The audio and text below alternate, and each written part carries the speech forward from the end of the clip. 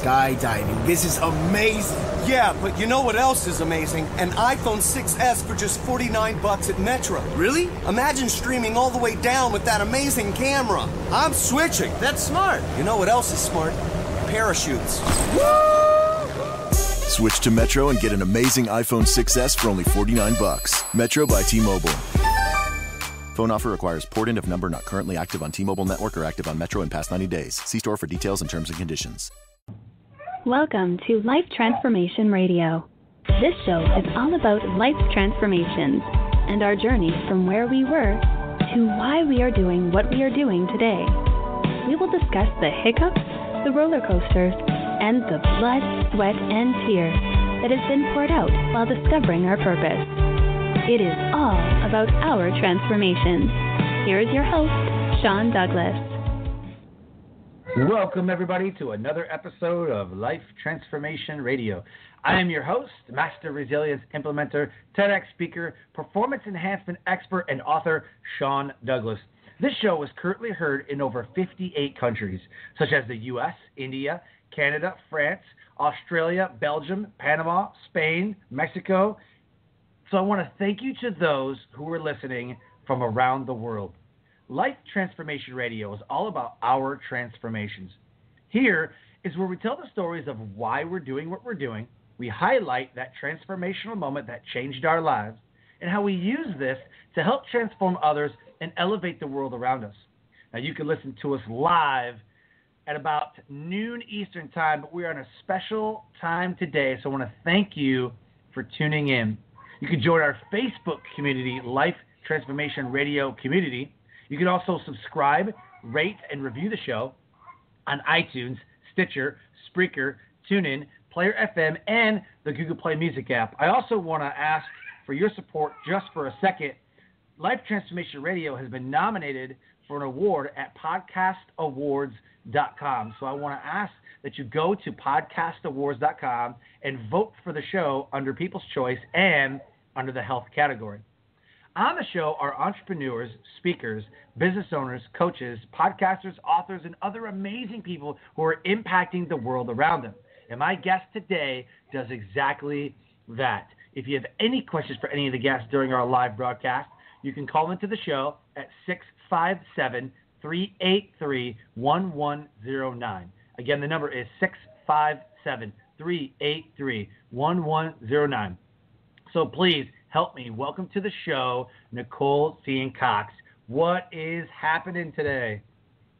Hey, everyone. Glad to be here. Thanks for having me on. This is going to be an amazing, powerful, insanely epic episode. I cannot wait. This is going to be so awesome. I'm excited, yeah. So the title of this show is From Foster Care to Entrepreneur. So as a business graduate, a best-selling author, a keynote speaker, a board member at Guardian Scholars Foundation, production manager for Think Bold, Be Bold Ventures, and project coordinator for Startup Syndicate, Nicole is a millennial entrepreneur who thrives in an accelerated environment on a mission to positively impact the world. She strives to inspire everyone to find their purpose and live a fulfilled life, regardless of their past or current situation. This passion for empowering others was sparked after prevailing through a string of adversities in her own journey from foster care to self-employed businesswoman. In just 30 days, she wrote her first book, Foster to Fosters, becoming a bestseller within a short 24 hours of publishing. This book started her platform as a foster care influencer and led to sharing relatable life lessons through keynote speaking and coaching that benefits budding entrepreneurs, child welfare professionals, parents, and teens. Nicole is passionate about creating the slight edge necessary to bring increased awareness to the foster community through educating, advocating, and inspiring others with her knowledge and personal journey through the foster care system. Nicole has contributed to a second book, Obsessed with Parenting, a playbook for parents. She has been featured or seen on 93.5 The Mix, Accelerate Media Group, Mavericks Entrepreneur Magazine, Copy That Pops Podcast, Live to Grind Podcast, the Young Entrepreneur Convention, Coach on Fire Radio Network, and the CASA program. You can follow her at her website, Nicole Zeien-Cox. There's actually a dash in there. All the show notes are there. You can find her on Facebook, Twitter, LinkedIn, Instagram. Everything is right there in the show notes. Connect with her. She is absolutely amazing, rock star, crushing it. Just reading that, I got goosebumps. It was like, I need to step up my game. Oh my I am way behind the power curve. Thank you. It's humbling to hear those things. Thank you. So, the first question I always ask all my guests on the show is why? Why be a best-selling author? Why be a speaker? Why do anything that you do? What is your big, deep why? My big, deep why definitely, of course, gets into my story as we'll get going, but it is my family. And for a lot of people, that is their why. And for me, it's a little more special, just my crazy family dynamic really, it really makes up who I am. So I just want, to lead by example and create such a lifestyle for them, to my parents when they get older, they don't have to worry. My sister, my twin nieces, all my siblings, I just really want them to live a fulfilled life. And, I want to be the leader and help make that happen. So, yes, my family is my why. Wow. It's a pretty good why. Thank you. It drives me, that's for sure. And you have, your why has to. Yeah. Oh, absolutely. Absolutely. Was it always that way? Was that always the deep why, or did it kind of change or formulate or something like over time? Yeah, I think for the most part it was. And I mean, even if you wanted to niche down my why, I guess, it really gets down to my sister Jessica and my twin nieces. So my sister Jessica, I mean, she's my better half, my sidekick, she's just my best friend, and we were actually adopted together. So, it's really been her wow. and I. Yeah, from day one, from the start. We were separated from all our other siblings, or, they were born after we were in foster care and then adopted. But her, it's we always said it was her and I against the world. So once she had my twin nieces, I'm like, you three, like, you're going to have a great life. I'm going to take care of you and just make sure you're really happy. Wow. So my That's entire awesome. family, but definitely those three, those three amigos. Very cool. Very Thank cool. you. So let's get into it. We ask the hard questions on this show. Let's get into it. So Good. What is a transformational moment? What is the transformational moment that changed your life that has now put you on the path to what you're doing today? Oh, yeah, that's a good one. Yeah, it's always hard. Okay, so I'll answer your question, then I'm sure that will lead into my story. But little quick preview, I was initially in foster care at 2, adopted at 5, but I was back in the foster care system again at 15. So as a teenager, starting to find out, who I am, what identity, all those things, I ended up, totally out of my element. I switched high schools. I was just getting myself into trouble, and now I found myself living with strangers again. And it was really that moment I was like, oh my gosh, I need to shape up. I need to, be a better person. Even at 15, right. I just wasn't making good choices. So it was really from that moment I kind of realized, hey, I have my own back. No matter what happens, as soon as I'm 18, I get to take care of myself. I want to be successful. I don't want to be all these things people keep telling me I'm going to end up as, like, oh, she's going to end up into drugs or pregnant or just like her birth mom and all these negative things. And that really put that kind of driving force behind me to say, no, I'm not. I got my headstrong mindset. And I said, nope, I'm not. I'm going to be successful. So I ended up graduating high school whole year early, got into college, did that thing, and then that led me to the path I'm on now. So, yeah, that was huge. Awesome. Yep. Very, very cool. So you're in the foster care system at 2, and then at some point growing up until the age of 15, did you realize that? I mean, because at 2, I don't know. I'm not sure that you would actually realize if these are your parents or not, or if you see what I'm saying. So, Yeah. I mean, at what point did you realize that you were with a foster family? Because it was you and your sister the entire time, yes? Yes. Yep. Yeah. Yep. So at what point did you realize that you're in the foster care system? I think probably my earliest memory, it probably would have been like 3 or 4 years old that I can remember. But, my adoptive mom now, so we would bounce back and forth between this one home and then the home that we were adopted into now. We would go back and forth for about 2 years. So, it's not like we were in one consistent spot either. So, yeah, we were back and forth because if one family had to go on vacation or go out of town or something, the other family would do what's called respite care and kind of relieve them. So then we'd go back and forth. And it was still up in the air if we were going to be able to be adopted or not, because unlike some stories, our mom actually gave us up. She didn't get us taken away. So she still had her paternal rights at this time. And even though she was, struggling with addiction and going through all that, that whole journey, she still had her rights as a parent. So it was hard, Yeah. And I guess I struggled a little bit more than my sister did, of course, being the older one.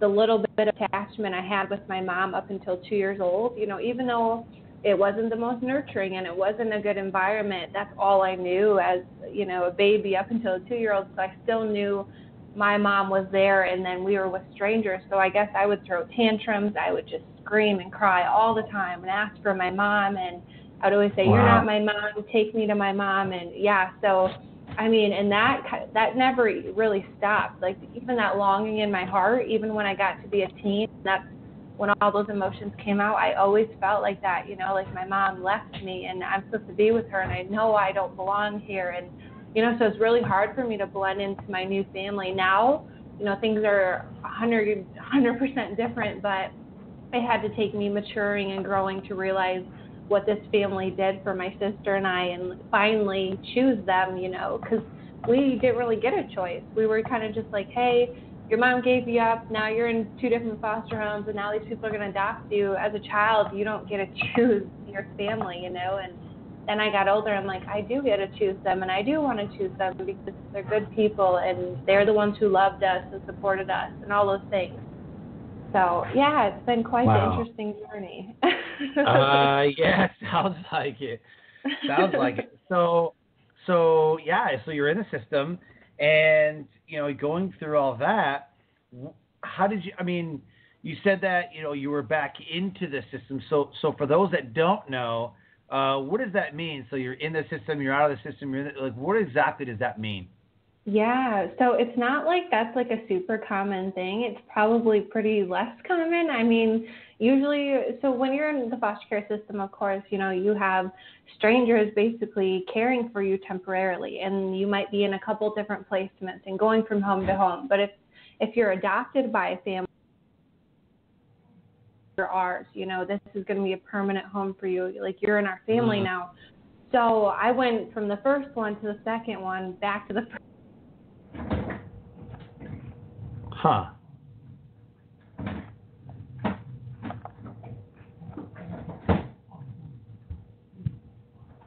Hello?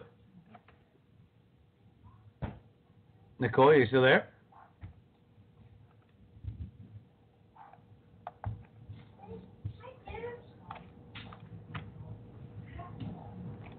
I think we lost Nicole.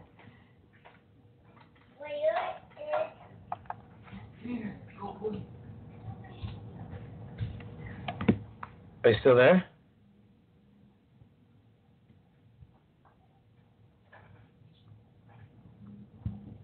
Nicole, are you still there? I think we lost Nicole. Try to get her back here.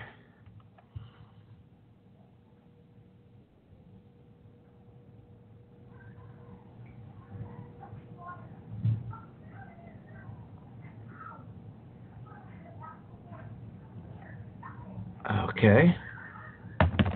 Just trying to get back on. So for those that are in the foster care system, I'm pulling up some pulling up some notes here, and it seems that there's a couple stats that I want to give you guys. And it says on any given day, there are nearly 438,000 children in foster care in the United States. In 2016, over 687,000 children spent time in U.S. foster care. On average, children remain in state care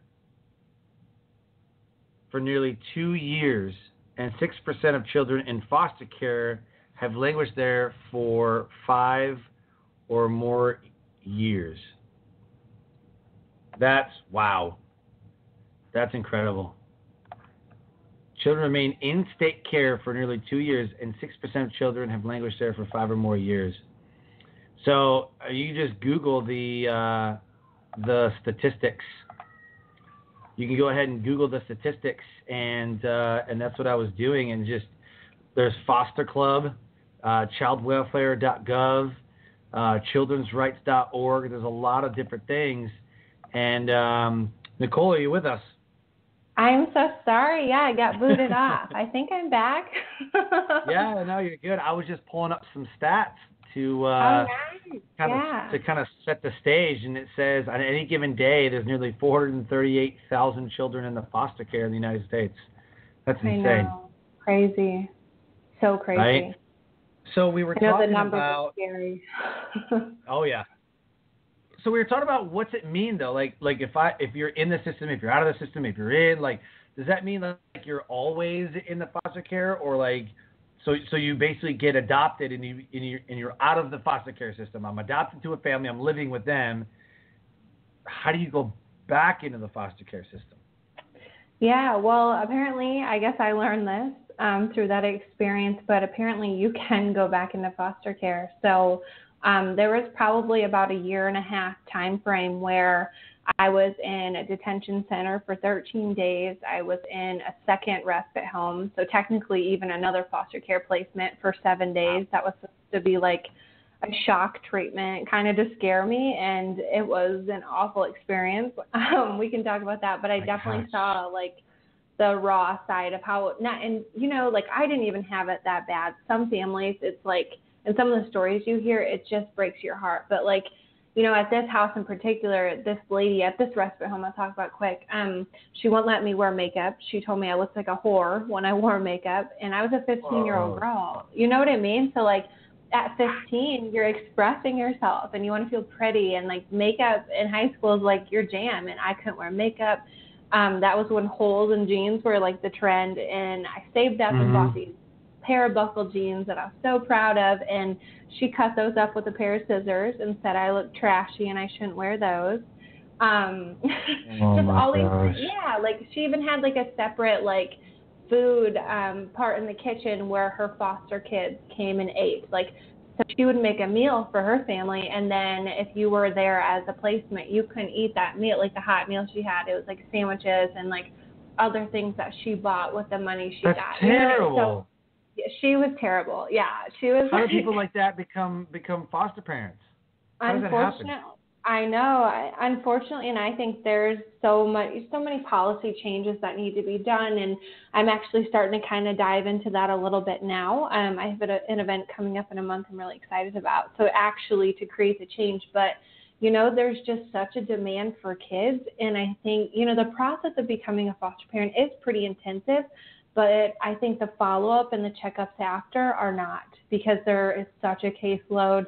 And then it gets down to the social workers being burnt out and maybe not doing their jobs, and doing the follow-ups. And, I think just so many kids and so many situations get swept under the rug because it's so overwhelming, the numbers, you know what I mean? And just the awareness isn't there. And that's where I come in, and that's why I'm so passionate about that, because I've been in a couple of those situations, and my story isn't half as bad as some of the kids that aren't even willing to speak up and speak out, So, yeah, that was another one. And then I ended up in a 3-month placement after that, after I ran away from home. And, yeah, I was just trying to be a mini adult and not listen to my parents. And, you know, to be honest, things just weren't going well. You know, my mom and I, my adopted mom, we just fought every single day, and we just didn't get along. And I think so much stemmed from, like, I didn't have respect for her because it was still drilled in my mind that she wasn't my mom and that she was the enemy that took me from my mom, which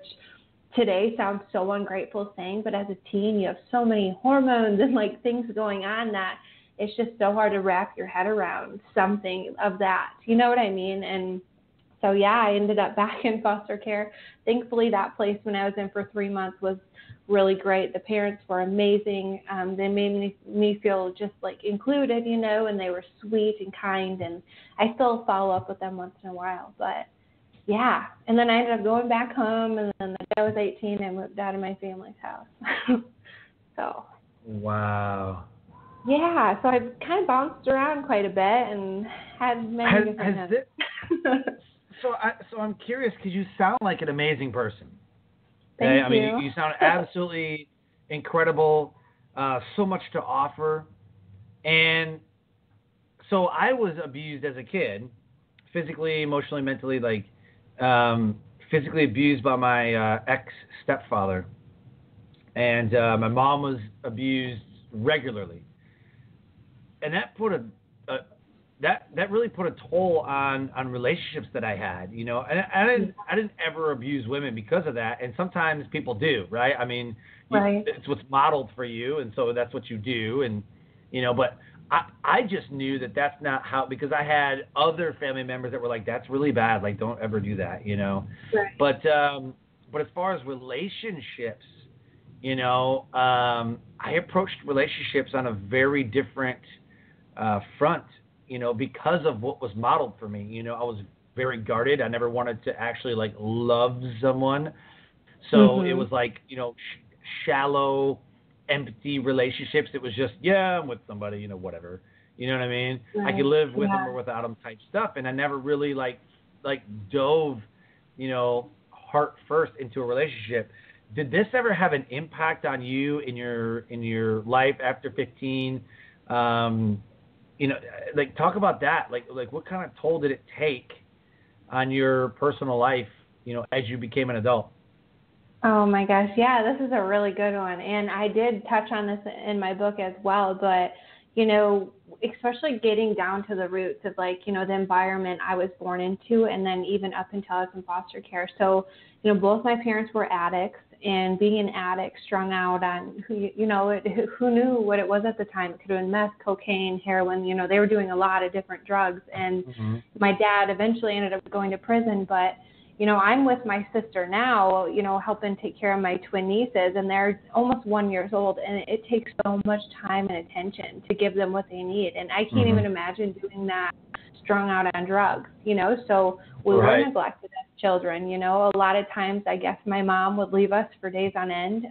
A neighbor and like the social workers, of course, they did all their investigations and stuff like that, but you know, it was said that we were left for days on end. You know, we hadn't been fed, changed, held, loved, kissed, you know, hugged to bed, any of those things. So I, my whole life have, and I'm still working on it. It's always a continuous work in progress. Right.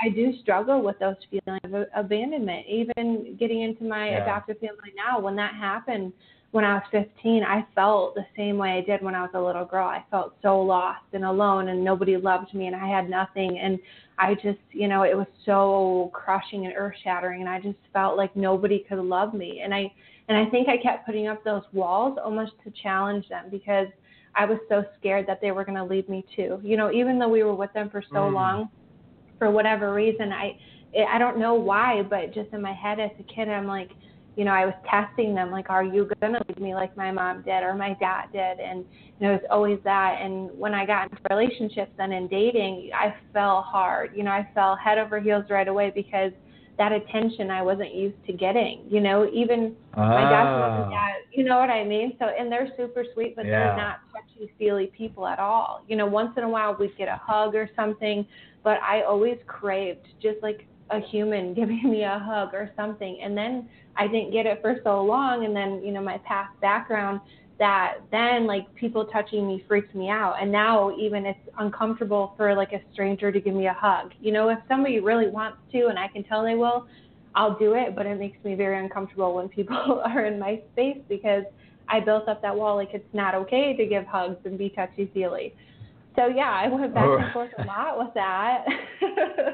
And then, I started, I know, you know what I mean? Like, just, and people, you know, humans crave that, but I went through different spurts where I wanted that so desperately, and other spurts where the thought of another person, like, giving me a hug would, like, make me just sick to my stomach kind of thing. And I mean, it was so weird. And it just, even my younger sister Jessica, that affection piece, that's what I was looking for. Affection is just really hard for me. But then I started dating, and you know, my first true love happened at 18, and we ended up being together for 3.5 years. And you can imagine when that ended, that was like the end of the world for me. Yes. And I wrote about it in my book really deeply. And that was the first time in my life that I actually felt like another human, like another person truly loved me for who I was, knew everything, accepted all my flaws. Like, I felt unconditional love, and I never had felt that before. I felt that for my sister Jessica, but that was it. And I finally felt that with, you know, a significant other and a man. Yeah. And then I felt like it was like taken away from me, and I was just devastated. And since then, I have been, you know, like, I'm always open and honest and authentic. Since then, I've really struggled with relationships. You know, I've met some really awesome people, and it's just, I don't know, I'm so darn picky, and my mom and dad keep saying that I'm going to end up alone forever, and because, you know, like, I'm like the single, cool aunt that everybody loves. Like, everyone else has kids or they're married, and then there's Nicole just off doing her entrepreneur stuff, not a care in the world. But I think, you know, when the time's right and the right person, and I'll be able to express that and open up, you know, I think I'll be able to work on it. But, yeah, long answer to that, but hopefully that was what No, you it's were looking great. for. No, I love it. I love it. I love it. No, I think that, you know, great things are worth waiting for. I really do. Yeah. You know, so there's been times where I've messed things up because of that right there. Like, I've messed things up because I didn't wait the proper time. You know what I mean? Whether it be in business, in relationships, in my military career, you know, I would push too hard, and then people would run away, or that's kind of the same thing, you know, like, you know, going back and forth between my mom and then my dad's side of the family. And, you know, it was like, I have the dad side going, your mom sucks. And then I have the mom side going, your dad sucks. And so everybody's like hating on everybody's parent. You know what I mean? I'm just like, I don't know, you know, and then everybody's like saying these things that, you know, they're no good for you and stay away from me, you know, whatever. But it's hard when it's parents. That is tough, because you want to, like, that's my mom and dad, like, because you see what other people's mom and dads do for them. You're like, why does my mom and dad not do that for me? Why don't they show me, like, you know what I mean? And so you just try to find it, at least for me, you know, I tried to find it. I've had really weird relationships. I'm like, it's a good relationship. It's like, you're nuts. And it was bad. And then I would have these friends that I would hang around because, you know, I wasn't doing anything in life, and I would hang around people that were just like me, you know, abusing alcohol, in pain, you know, and so I would hang around those types of people because I didn't think I was good enough for anything else. And everyone's like, dude, don't hang around them. They're bad. I'm like, but it's whatever. I don't care because I'm not good. So, you know what I mean? Yeah, no, I do. Yeah, it's tough. And yeah, definitely people, you know, even though we can try not to like listen to other people's advice and tune that out, if you feel that way and people are saying it, you know, it's probably time to get out. And I had a couple of those where, you know, they were perfect on paper. They look great. And like, you're crazy for letting them go. I'm like, wasn't right, can't do it. But you know what? Like we you know, we reflect back, we look back, you know, and it's nice that we can peer back in and go, yeah, that probably didn't go well. You know, like that probably didn't go well. Like I was the guy who would, go back to a relationship. Yeah. You know what I'm saying? Like I was the guy who was like, oh, and my friends were always like, dude, it's not good for you. Like go, like run away. And I was like, no, Get out of it's gonna be different this time. It's gonna be different. But it wasn't. Yeah. And so when I hear people go, it's gonna be different, I'm like, I was just there. It's not gonna be different. But so it's nice to look back, at these moments that has transformed our life, and we can learn from them. Some people plant their mailbox, they plant their address and say, this is where I live. I'm never going to be good enough. This is my pain. This is how my life is going to go. I'm never going to do anything different. And they just stay there. Mm-hmm. It's so bad. So bad. I know. How boring. Right? Yeah, definitely. Yeah. So talk about the transformation from 18, 19, 20 and beyond. So you went to school, you're a business graduate, you're a best-selling author, like holy smokes. Like you said before, like you were always told that you're going to be a drug addict, you're going to be pregnant, you're going to be an alcoholic, you're going to be a nobody, but you're none of these things. I mean, unless you have kids, but I don't. Not yet. A cat. Right? You have a cat? I have a dog, actually. Oh, okay, a dog. Cool. Yeah. Perfect. Dog mom. What kind of dog? A Chiweenie. Oh my God. Yeah, I was waiting for the lab. It's a Chihuahua and a wiener dog. Jesus. Her name's Molly, and she's about 6 pounds. Oh my Lord! I like big dogs. Yeah, big dogs make me anxious. They're just panting all over you and jumping around, and that's not my jam. But that's not my jam. I like it when the dogs like jump on your lap, and they're like super huge, big dogs. They just jump on your lap and try to be lap dogs. You're like, get off! You're killing me! I like it's know. just so funny. Because they're just big babies, right? I mean, like they're just big babies. Right. But yeah, I'm definitely a dog lover. I can't stand cats. Sorry for the listeners. I can't stand cats. I'm not a cat person all they do is just poop in a box. That's really, that's poop in a box. And they meow and yeah. Right. So talk about the transition. Talk about that transformation, So you went to school, you're an author, speaker, like that's amazing. Thank you. I think, and going back to that point, ever since I can remember, I think I was just born with such a headstrong personality, and even as a little girl, I was Miss Independent. And this is a funny story I like to tell that my mom told me. I don't remember it, but I was like 7 years old, and we lived in the country, my adoptive family. So we lived in the country, and it was like 6 miles to town. So I grew up in this tiny town called New Hampton, and we had a swimming pool. And of course, when you're 7, the swimming pool is so awesome. Summer, you got to be there. And I didn't do my chores, or I didn't do something, and she said if I didn't do my chores, she wouldn't drive me to the pool. So I decided I was just going to walk to the pool. So I guess I walked 6 miles all the way into town, and I went to the pool. So I've always had like this headstrong, mindset, right. and I think, the more times I got told those things, especially the big one when I would hear, you're going to be just like your birth mom. And that like dug into my heart.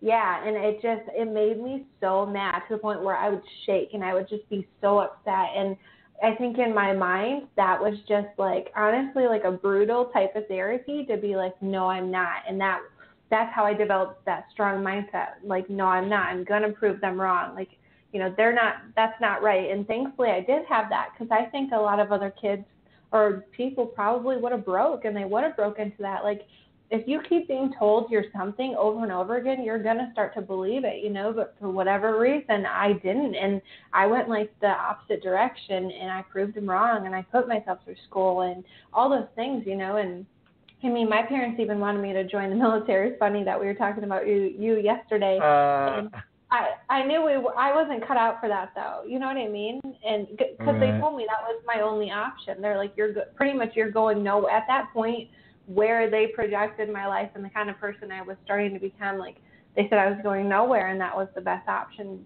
for me. And it's like, no, like, I don't want to do that. That's not what I want to do. So I decided to save up and went to school and did that thing, and then then life kind of started from there. Very long answer. Awesome. No, I love it. Because if you gave little short answers, I'd probably run out of things to talk about. I'm definitely, obviously, a storyteller, but a talker too. I mean, when I get going, it's just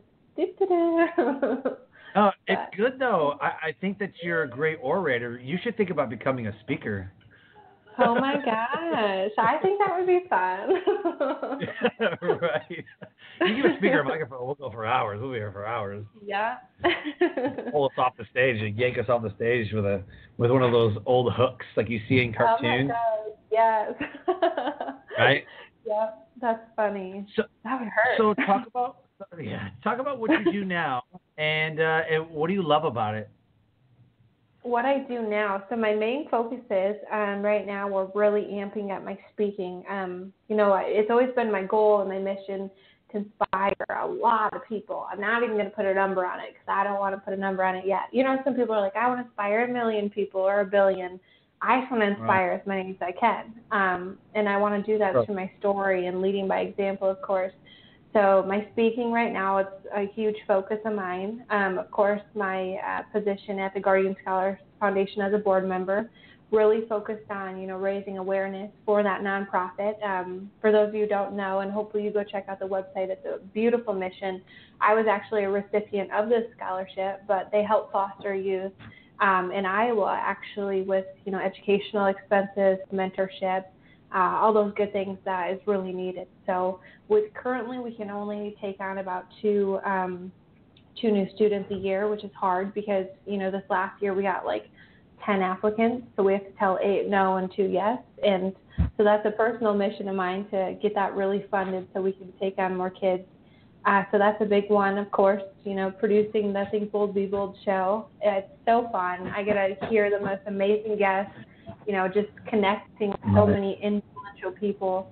And then, of course, being a project coordinator for Startup Syndicate. That's a newer one. It's a startup. I'm really excited for that. It's kind of going to be like a one-stop shop hub for entrepreneurs. So you guys have to check out their website. It's super cool. Has artificial intelligence mixed into it and some really cool stuff. And of course my book. Eventually I'll write a second edition when I meet my birth dad. So hopefully that's in the works next year. Yeah. So you've never met your birth father? I haven't, no. And the first time And the first time I even talked to him on the phone, I transcribed our entire conversation, and that's the second chapter in my book. So, the readers get to pretty much read along with me as I have the first phone call ever with my dad. So it's, narrated. It's really unique. It's really emotional, intense. Yeah. I learned some pretty crazy stuff, and, it was wild. So I've only heard his voice. I have one baby picture with him. I only have 3 baby pictures total, actually, and that is one of them I have with him actually holding me. So, but other than that, I don't remember him. I was an infant when that happened, and then he went to prison and gave up his rights to us girls. But so I'll get to meet him this year. I definitely want it recorded to take everybody along on that journey. So that'll be in the works as well. But those are my main things. Holy smokes. Yeah. I'm in awe right now. This is so Thank crazy. You. And it's so fun. To me, it's just normal. I'm what else can I do? I'm bored. I don't like it's not, I know it probably sounds so bad, but that's why I'm not a really good employee, because I'm always so bored and I want to be doing so many different things. And that's why I love this lifestyle and I get to do. I mean, of course, financially, some months are worse than others, but it's still worth it. Yeah. And in the long run, it'll pay off. Yeah, I think people get kind of scared, though, the safety net's gone. If I suck as an entrepreneur, what's going to happen? I mean, I need money and I need, I don't want to go in debt. And, I'll just get a job because it's guaranteed pay. Mm-hmm. Yeah. So I think I would assume that would probably be a big deterrent of people. Wait, I have to be my own boss, and that sounds great, but what if I suck and then I don't get no money and then I don't, because you have to pay expenses. What I have found is that people just don't walk into the entrepreneur role and go, okay, I'm an entrepreneur now. I mean, they failed a couple times. They have, they either take out like a business loan, or they get some capital, or they have a 9-to-5 job that helps pay for their entrepreneurship until their entrepreneurship is up and running. You know what I mean? So there's definitely, there's definitely some of that stuff there. But, being on active duty, I've built 3 businesses while serving. So definitely I'll say that my military pay went to fund a lot of my startups and a lot of my my businesses that I had. So but yeah, it's definitely a different lifestyle. Yeah. Like people pay me to come talk to them. That's awesome. I know. It's like the best job in the world. Right? So so as a speaker, what do you speak about? Yeah, and we talked yesterday, so I know you know a little touch on this, but for the listeners, it has formerly been, more targeted towards nonprofits, overcoming adversity, my personal story, of course. I've done a couple CASA events, so that's court-appointed special advocates, so kind of more on the judicial side and, the kids and the mentorship. But now I want to take my story kind of to the next level and inspire more people. So we chatted yesterday, and something I've been thinking about for a while, but I really want to start doing more keynotes on growth mindset, overcoming adversity, and maybe some other sub-niches in there, maybe customer service or something random. Those things that I'm really good at, and that associations and schools, universities, all these people, their skills and actually things that they're going to go through. And I want to lead by example and, of course, inspire them. But, yeah, give them some tips and tricks along the way. So that's my main things now and what I'm working on. Yeah, I'm excited.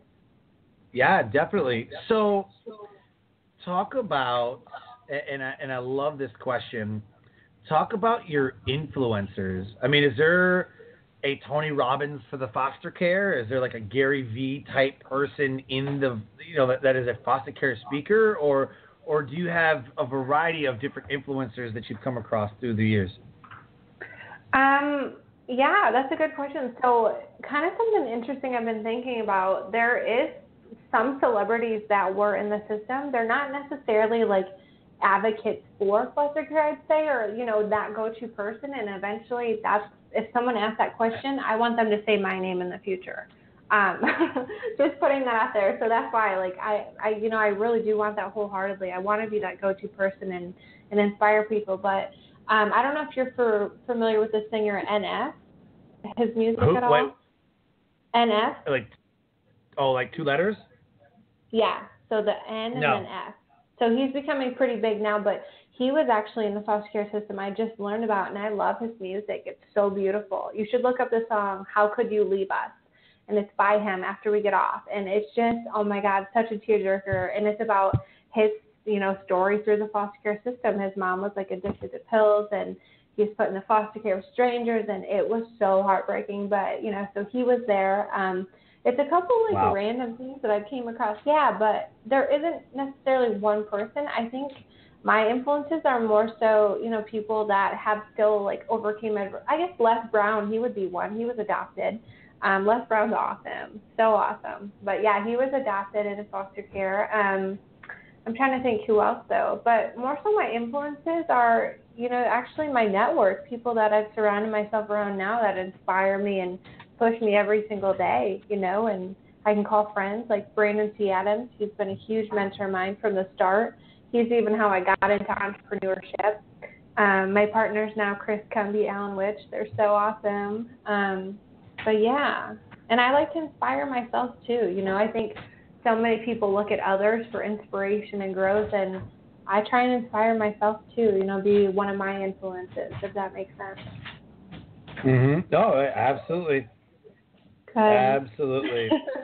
So that's a great answer, because a lot of people are like, oh, yeah, I'm definitely a Gary Vee guy, or I'm definitely, But I'm finding that as I ask these questions, they're like, oh, yeah, I watch all the big names. I got all those guys. But there's this other person, and like you said, in the system or Or, I'm in this niche and relationship or whatever, and there's this one person that, is dominating the space. And we tend to flock to the people who are dominating the space. Yeah. And I'm not familiar, we have a mutual friend in Lauren Harris who was just on Goldcast and has millions of views on Goldcast. And he was talking about how he has like 22 moms or something like that and is like suicidal and stuff. And he's going to be on the show next month. He's going to be on the show. Oh, awesome. And just listening to his stories, like, wow. Yeah, he's amazing. I really like Lauren. Shout out to Lauren. We'll have to tag him in this. Right. I love his bathroom moments, his little things. Oh, yeah, no, definitely. Yeah. Sorry. And I'll be speaking at his event. I'll be speaking at his event in September called the Power of We Symposium. I'm emceeing his event, and it's gonna be super awesome in Chicago, September 20th. So we're gonna bring in some kids from the inner city, and just try to pump them up and empower them, and That's so amazing. it's pretty good. I know. I should talk with him and see if he needs any volunteers or anything. I love helping. Right? You should. Yes. Yes. Come hang out with us in Chicago. Because I'm in Iowa. That's like a 4-hour drive. It's not bad at all. Right? Absolutely. Nice. So, awesome. Talk about some resources. If there's somebody going through foster care, if there's somebody going, or maybe they're leaving, maybe they're 18 and they're leaving the system, and is there any resources available to empower them to talk about things that they've been through if they've had a horrible experience? Because I don't think everybody has a horrible experience in foster care, but I know it's not perfect, by far not perfect. Right? So talk about some of the resources out there. Yeah. First, an obvious promise, this isn't like a pitch or a given or anything, and I give so many books away for free, but my book, like even the name of it, Foster to Fosters, it's like me writing it to, the foster community for like a guide, a source of inspiration. So my book would be one, there's so many different dynamics to my story that even if you're not in foster care, you can probably relate to, either from a parent standpoint, a grandparent standpoint, a kid's. I had my mom right in there, my grandma, my sister, she struggled with like cutting and addiction and all these things. So anyways, my book is a good one. It depends what state they're in as well. A lot of different states have different programs, if that makes sense. So, obviously Google's your best friend. So Google your state. If you're based here in Iowa, I can be a little more help. Of course, our nonprofit Guardian Scholars Foundation, if they need help with, educational expenses, stuff like that, they're always welcome to apply for the scholarship, get a hold of me through that. I'll do my best to help with funding that way. Iowa-based, I know a lot more, but state by state, it just varies so much. The CASA program's great. That's pretty vague, but it just really depends. Really. So Google, and if I can, everyone's always welcome to reach out to me. I always say, like, my door's open, so to say, especially when it comes to this. I have so many youth that'll, like, message me just randomly. They found my book or they heard about it or something, and I had this one girl, she even, like, sang me a song. It was the cutest thing, and she was like, I look up to you. I hope I can be like you when I get out of the system, and, oh, my God. It broke my heart. It was so sweet. But, so if they just need to talk, they just need someone to listen, I'm on their side. I'm advocating, rooting for them. So, Very cool. Very cool. Thanks. Yeah, I think that, and I love that question because I want people to know that there are resources out there, right? There's not, I had a suicide awareness show and I was like, what are the resources? Like, where do people need to go? And we got into a talk about you can give everybody every resource under the sun, but it's up to them to use that resource the way it was intended.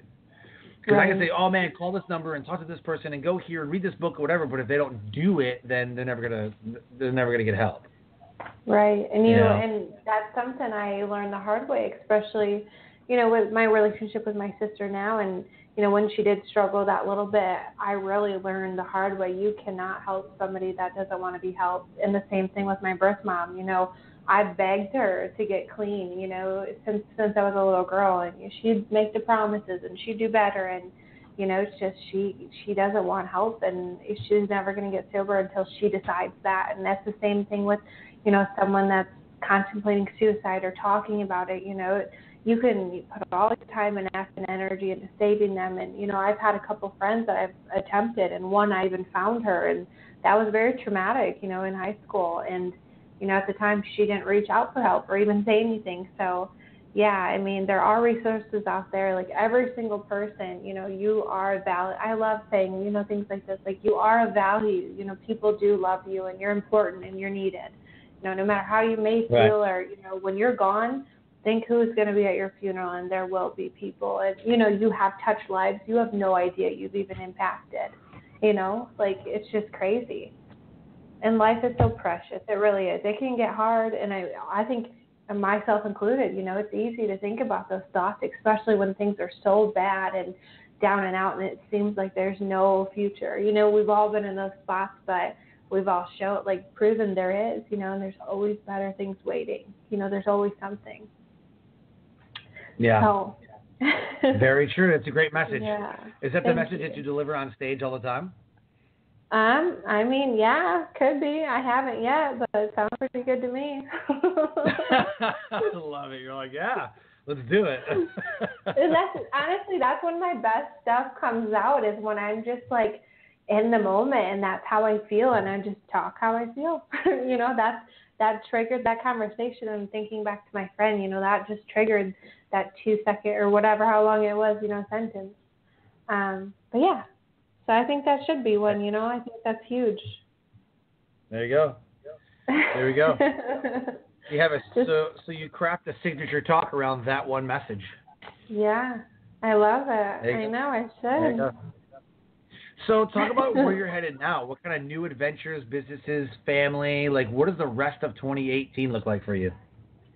The rest of 2018, well, if all goes according to plan, which it probably won't because it's life, this is what I'm working towards. I want to be in Florida, so I want to move to Florida. I want my documentary complete about my Florida. I know, but like Florida is kind of a big state, right? Yeah, so Destin, Florida specifically.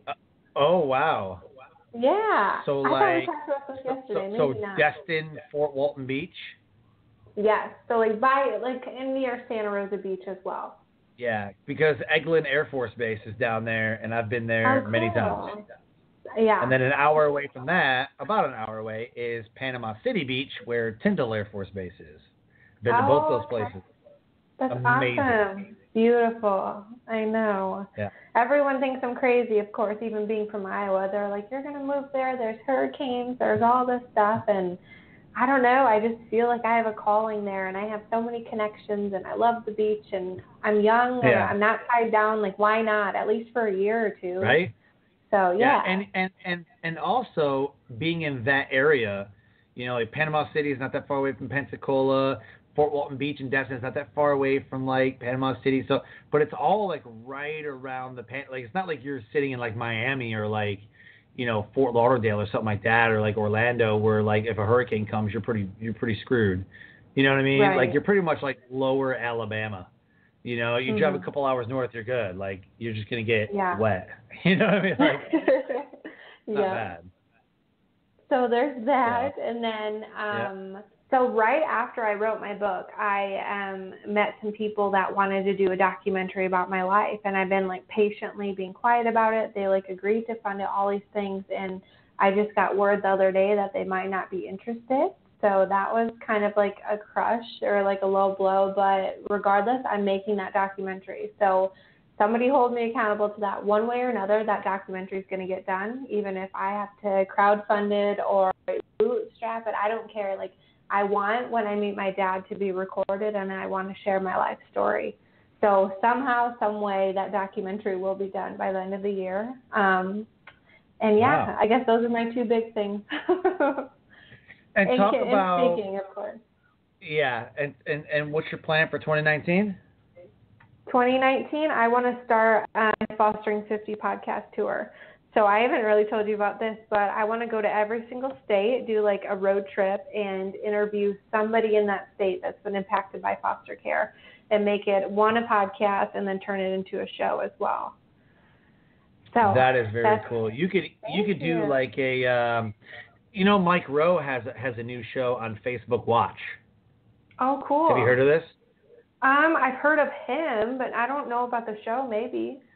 So Mike Rowe has a show exclusively on Facebook Watch, which seems to be where a lot of the shows are going to. Yeah. And it's called,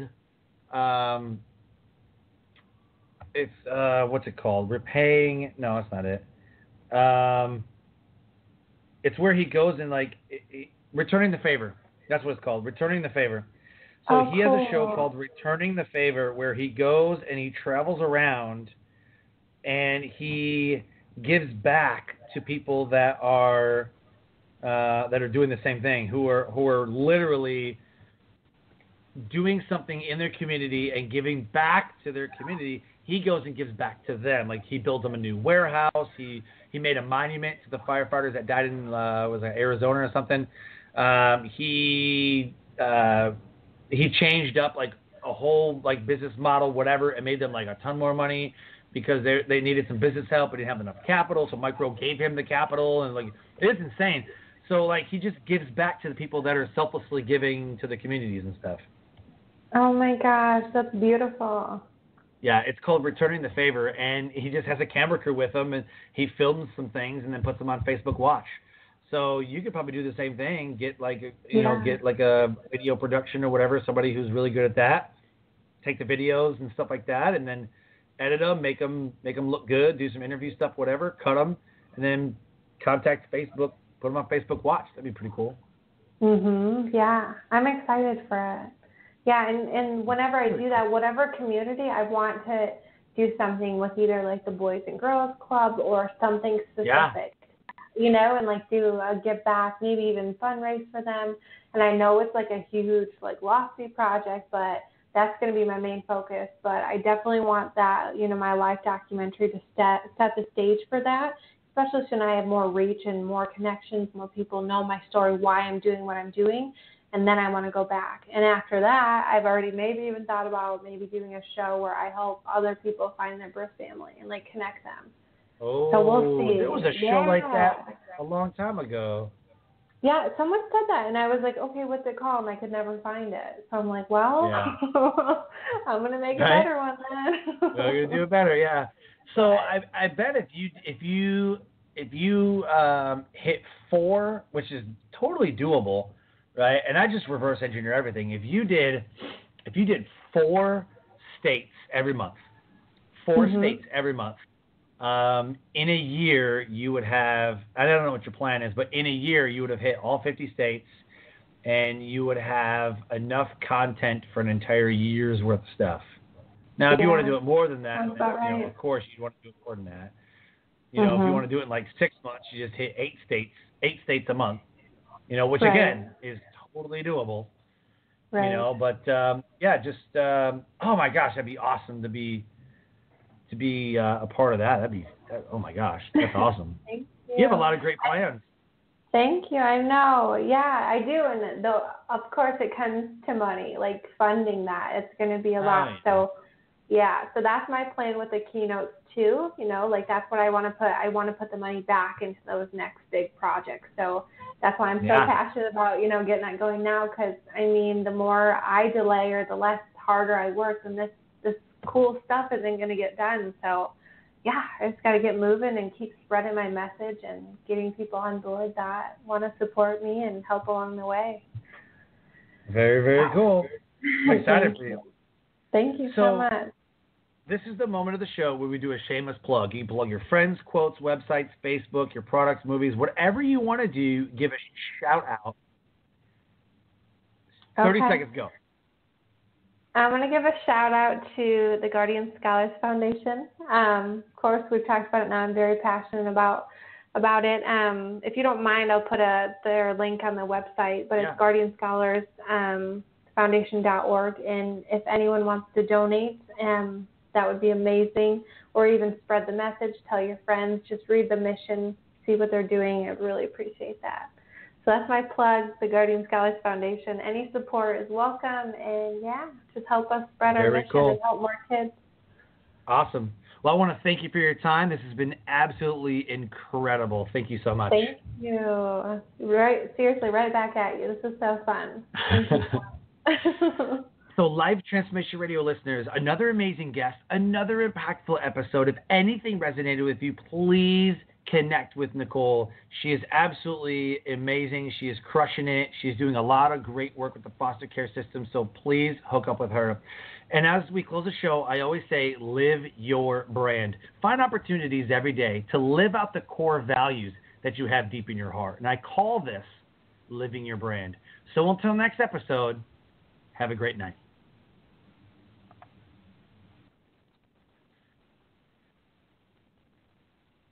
Skydiving. This is amazing. Yeah, but you know what else is amazing? An iPhone 6S for just $49 at Metro. Really? Imagine streaming all the way down with that amazing camera. I'm switching. That's smart. You know what else is smart?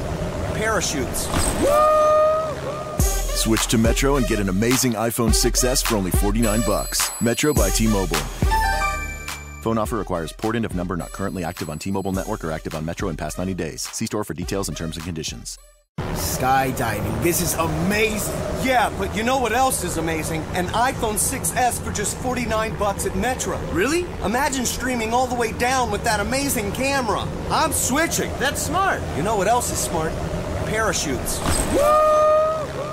Switch to Metro and get an amazing iPhone 6S for only $49. Metro by T-Mobile. Phone offer requires port-in of number not currently active on T-Mobile network or active on Metro in past 90 days. See store for details and terms and conditions.